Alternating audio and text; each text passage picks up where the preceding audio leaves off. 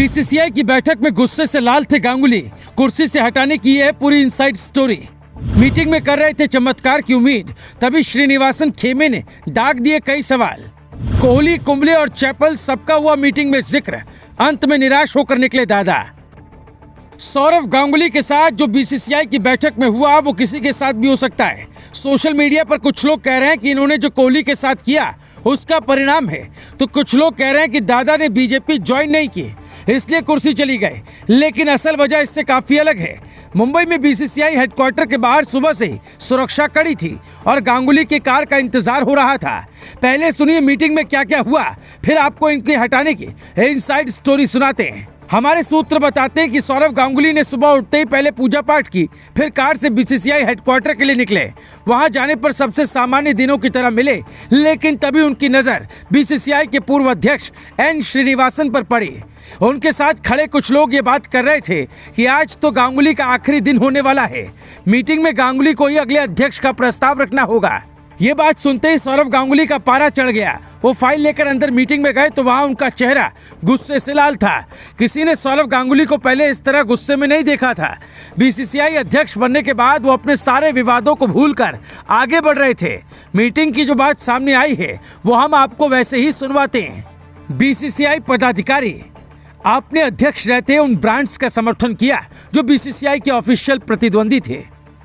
सौरव गांगुली, मैंने कुछ भी गलत नहीं किया, नियम के मुताबिक ही हर फैसले लिए हैं। बीसीसीआई पदाधिकारी, आपका प्रदर्शन उम्मीदों पर खरा नहीं उतरा। पहले कोहली से पंगा लिया, उससे पहले ग्रेग चैपल से आपका विवाद सब जानते हैं। आप कूल माइंड नहीं रहते।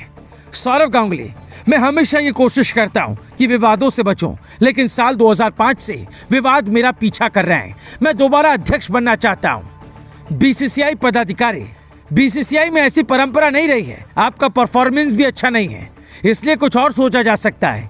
जय शाह, दादा को आईपीएल चेयरमैन का पद दिया जा सकता है। इस पर बोर्ड मेंबर की क्या राय है? बीसीसीआई सदस्य, हाँ ये ठीक रहेगा। सौरव गांगुली, बीसीसीआई का अध्यक्ष बनने के बाद मैं उसकी किसी उप समिति का अध्यक्ष नहीं बन सकता। ये तो एक तरह का डिमोशन है। इतना कहते ही गांगुली गुस्से में मीटिंग से बाहर निकल गए। उन्हें समझ आ गया कि उनके खिलाफ खेला हो चुका है। आमतौर पर मीटिंग में यह परंपरा रही है कि पुराने अध्यक्ष ही नए अध्यक्ष का नाम प्रस्तावित करते हैं, लेकिन गांगुली ने रोजर बिन्नी का नाम तक नहीं लिया।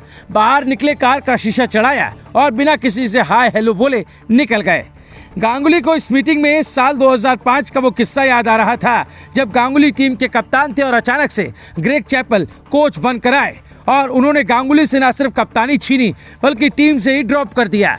ये दादा का पहला अपमान था। ग्रेग चैपल ने उसके बाद द्रविड़ को कप्तानी दे दी थी, इसलिए गांगुली की द्रविड़ से उतनी नहीं बनती थी। कहा तो ये तक जाता कि टीम इंडिया गांगुली और द्रविड़ की लड़ाई के चक्कर में पिस रही थी, इसलिए ये फैसला बोर्ड ने लिया। कहा जाता है कि धोनी ने कुंबले के कोच बनने के बाद कप्तानी छोड़ी और विराट कोहली कप्तान बने तो उन्होंने रवि शास्त्री को कोच बनाने का दबाव बनाया, जबकि रवि शास्त्री को गांगुली पसंद नहीं करते थे। इसीलिए गांगुली और कोहली के बीच भी खूब विवाद चला।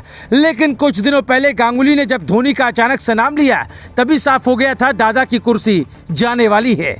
इस मीटिंग में जय शाह को दोबारा सचिव बनाने पर सहमति बनी, लेकिन संयुक्त सचिव देवजीत सौकिया उर्फ जयेश जॉर्ज को भी दोबारा कार्यकाल की अनुमति नहीं मिली। ये वही सौकिया हैं जिन्होंने 2 साल पहले बोर्ड और अंपायरों पर ही सवाल उठाए थे। अब बीसीसीआई के नए अध्यक्ष रोजर बिन्नी के आने के बाद क्या बदलेगा, ये देखने वाली बात होगी।